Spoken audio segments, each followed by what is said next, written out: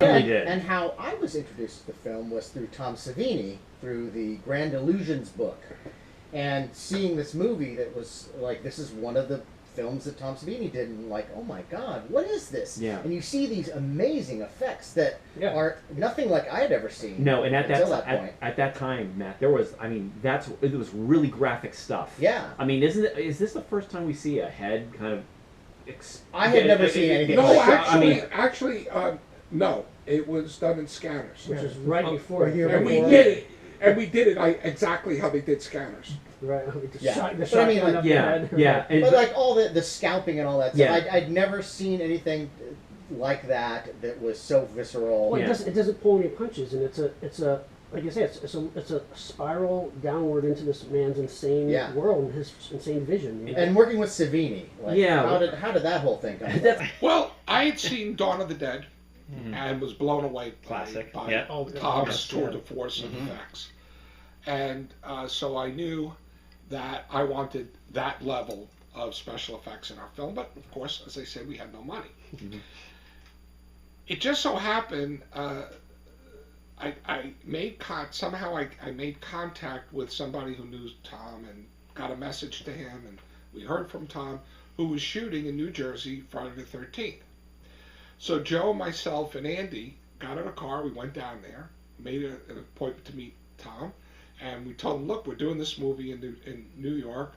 We want you to do the effects in the movie, and we want you to come on board.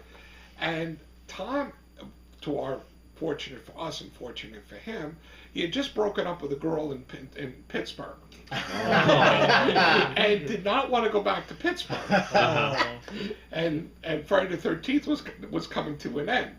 So the deal was, if we got him an apartment to stay at in New York, he would come from New Jersey to New York and do our movie. Wow, that's great. Relationships have a lot to do with movies. Broken relationships. So including Tom's fees and materials, our entire MANIAC special effects came to $5,000. No way!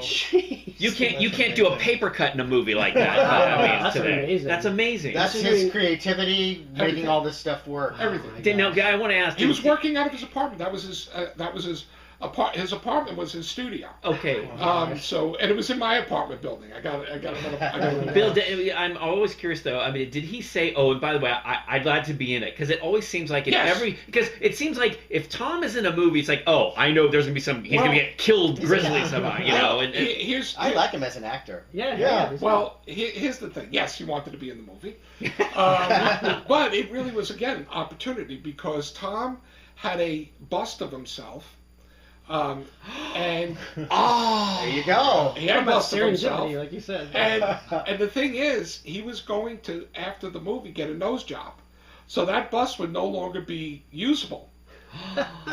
So he was getting his nose fixed in some way after the movie. If you look at his nose in the movie, you look at him after his nose is a little bit less pronounced. And so we used cast that. He already had it. So it's like, hey, so we could do something really cool. Did he make the suggestion at all? And so I got this thing, and we could just blow it up, or I would get more acting roles, I think, myself if you had a bust to do yourself. Filled with meat. Yeah. So that was. But it's a very graphic scene, and it totally. I mean. But it's Tom who fires the shotgun at his own head. Right, because he doubled first. I did not know that. Yeah, I did not know. Joe. Interesting. He doubled Joe, and he did the shotgun to the head. Yeah, I mean, it was just one of these things. Like, he had just come from Friday the 13th, and one of the things in the movie was, I think it was the decapitation of Betsy Palmer. Mrs. Voorhees, right. And so he had the stump. So we threw it in at the end of the movie. Yeah. Why? We just had it. He had it he had it there in his kind apartment. of a weird, creepy thing. We just sort of stuck it in there with having this thing going on. A little blood squirt. A little blood squirt. Yeah, and that was from Friday the 13th. Wow. I mean, we definitely used, and I don't know how many people. Well, I'll tell you something. The statute of limitations has expired, I'm sure. There we go. We love hearing that.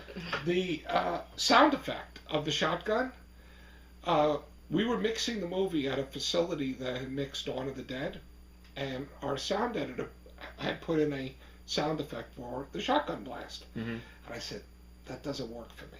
The best shotgun blast I ever heard was in Dawn of the Dead, when the guy kicks open the door, fires the blast of the shotgun, and you see the person's head explode or something. That's my ringtone.